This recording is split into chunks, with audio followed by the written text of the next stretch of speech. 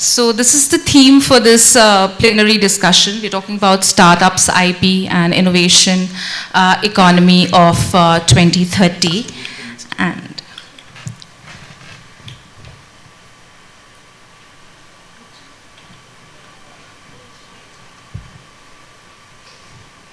I think it'll help wake all of us up, the hiccup.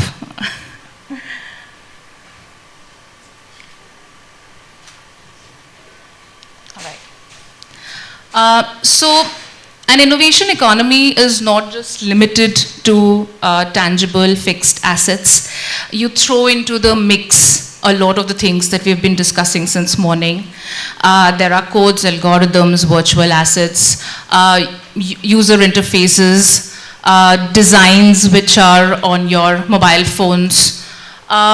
And since we're talking about innovation economy, and we're talking about startups, a little bit of focus on the Indian startup ecosystem.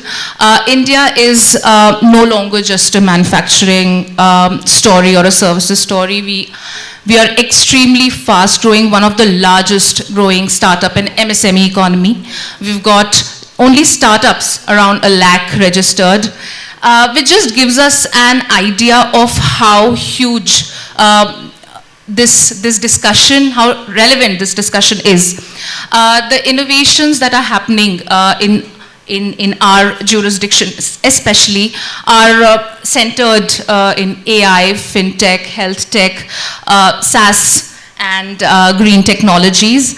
And just a statistics that was also shared in the morning, around 60% of the patents that are being filed or the startups that are there are in AI and software space. Means it's all virtual digital assets that are being created.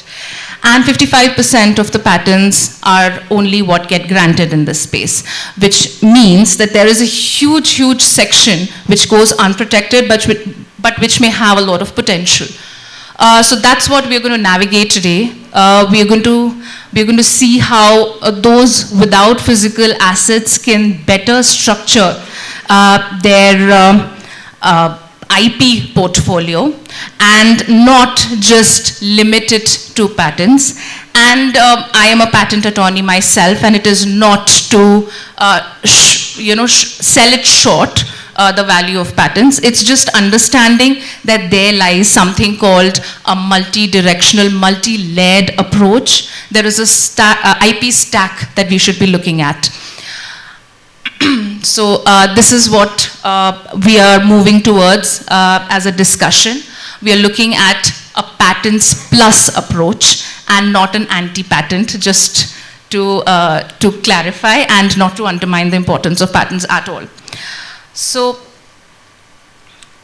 when we have inventions, when we have businesses, there is a layer, there is a stack of technology.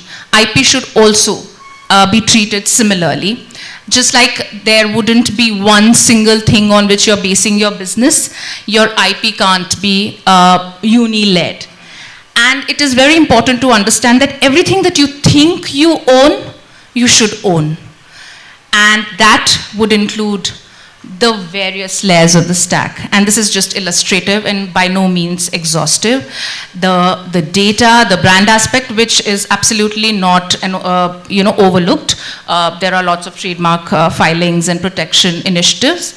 But the design aspect, contractual safeguards, extremely important. It's almost become a complementary limb to IP protection. And your software's algorithms, of course, very, very important in the innovation economy, and patents, which are selective and strategically done.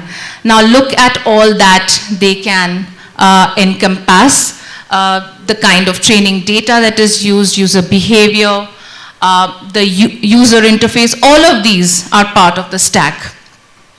So what do you do with patents? Do you not do them? Of course you do, but it's not, the only patent approach is not sufficient. Why? Because you're building fast, you have to pivot fast. Patents can take a lot of time, they require disclosure. A lot of times you are using an open source, a third-party software all of the other things, models are probably not proprietary. All of these have to be very carefully considered when you're making your IP stack.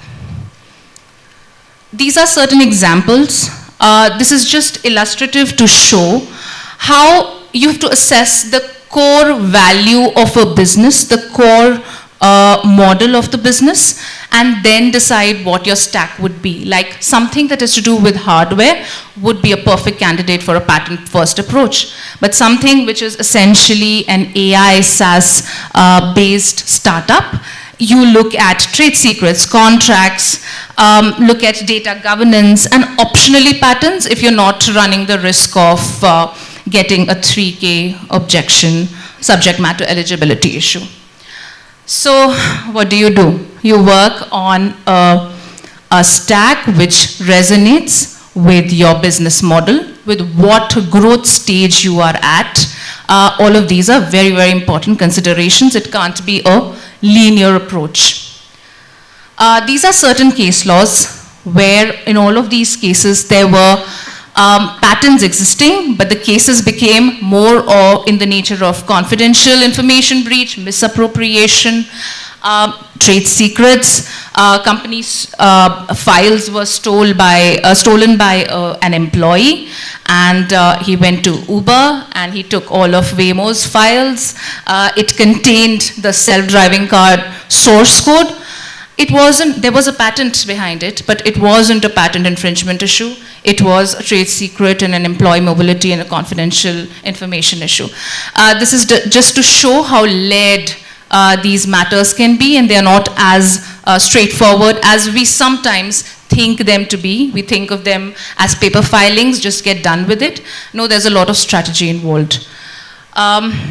This is something that is very, very critical because the entire hypothesis of a patent plus approach gets bolstered by the steps that the government of India is taking. Trade secrets, there is a serious discussion of a trade secret law. There's a bill already in place. There is an OECD research that says that countries like US, EP, and China, who have a proper trade secret protection system in place, have better R&D and innovation rates. So clearly, India is getting a sense of that, so trade secrets are very important. Designs, we recently had a design concept note by the government, wherein virtual designs, which were not getting design protected in India, shall now be allowed. If this goes through, it gives us that extra layer of protection for virtual assets. And semiconductors and ICs, we've all gone through the budget that was released last Sunday, and it spoke heavily of semiconductor and how it has to be, they used the term IP stack, and they said it has to be integrated chips, semiconductors, we have separate legislation.